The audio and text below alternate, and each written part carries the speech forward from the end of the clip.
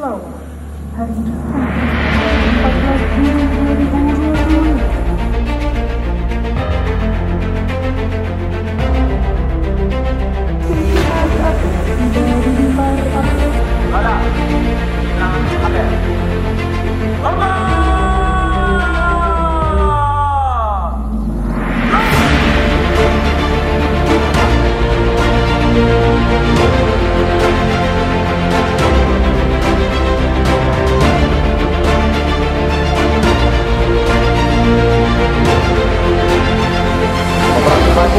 Selama tahun 2025 kali ini mengangkat tema tertib berlalu lintas demi terwujudnya Indonesia Emas.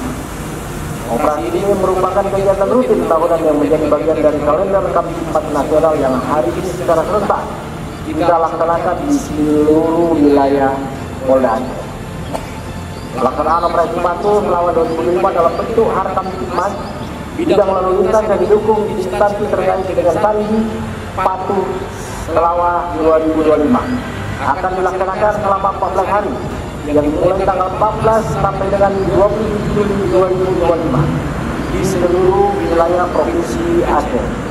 Kegiatan ini mengedepankan kegiatan edukatif, persuasif dan humanis serta didukung penegakan hukum lalu lintas secara elektronik, statis dan mobile guna meningkatkan disiplin masyarakat dalam berlalu lintas.